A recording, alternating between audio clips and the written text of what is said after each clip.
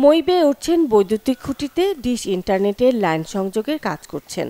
নিচে থাকা মানুষটির সাথে আকার ইঙ্গিতে কথাও বলছেন। এভাবে ২৪ বছর ধরে কেবল অপারেটর ও ইন্টারনেটের কাজ করে আসছেন মেহেরপুরের তালুক। তাকে দেখে বোঝার উপায় নেই যে তিনি একজন বাক প্রতিবন্ধী। এর আগে বৈদ্যুতিক লাইনের কাজ করতেন তালুক। আমরা যখন প্রথমে কাজ করতাম ওনার কথা আমি বুঝতাম না, এখন বুঝি। এখন আমার ১ বছর সময় লেগেছে তো কথা বুঝতে। এখন ওনার সাথে কাজ করি, এখন ও আমাকে যে কাজটা বলে আমি করে দিই, বা ও যে কাজটা আমি বলি সে কাজটাও করে দেয়। ওর এতটাই প্রতিভা, এতটাই জ্ঞান যে ওই ইলেকট্রিক মিস্ত্রিদের যে কাজ, সেই কাজটা খুব দ্রুত সময়ের ভিতরে ও এই কাজটা শিখে নিল। শিখে নেওয়ার পর ও ইলেকট্রিক মিস্ত্রি হয়ে গেল। অর্থাৎ আমাদের আমজুপুর এলাকায় ইলেকট্রিক মিস্ত্রি হিসেবে ওর একটা ভালো নামডাক হয়ে গেল।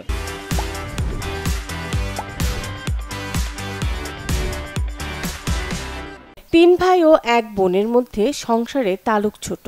অভাবের সংসারে তালুক প্রতিবন্ধী হয়ে জন্ম নেওয়ায় চিন্তায় পড়ে যায় পরিবার। কিন্তু তালুক স্কুলে না গেলেও নিজ থেকেই বই পড়া ও লিখতে শেখেন। বিয়ে করেন মালা খাতুনের সাথে। অন্যের কাছে হাত পাতা নয়, নিজ কর্মগুণে এখন সফল তালুক। তাকে নিয়ে গর্ব করেন পরিবারের সদস্যরা। আলহামদুলিল্লাহ, আমি আছি, আমার সমস্যা নাই। আমি ভালো আছি। ওর ওই সমস্ত যে আমি বুঝতে পারবো না, আমি চলতে পারছি না, এরকম কিছু নাই।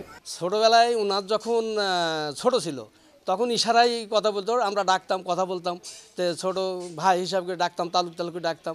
ও ইশারা করতো না, মানে উত্তর নিত না, তখন ইশারা করতো। ওই আস্তে আস্তে আস্তে আস্তে বোঝা গেল যে ও প্রতিবন্ধী। তখন আমরা ওকে ইশারায় বোঝাতাম। ইশারায় মানে উনি যেটা বলবে আমরা ইশারা করলে বুঝে ফেলতে হবে, উনিও ইশারা করবে, আমাদের যা বলবে আমরা বুঝে ফেলবো। তার যে আমি যেটা দায়িত্ব দিই সে ঠিক মতন বুঝিয়ে আসতে পারে, এবং সকলে ছাড়া তার কাজের ফিনিশিংটা অন্যরকম।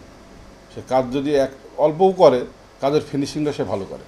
আর তার কাছে সবচেয়ে তো বড় পাওয়া হয়েছে, সে যে কাজই করুক একবার দেখলে পারে, কিন্তু সে কাজটা যত কঠিন হোক সে করে ফেলতে পারে।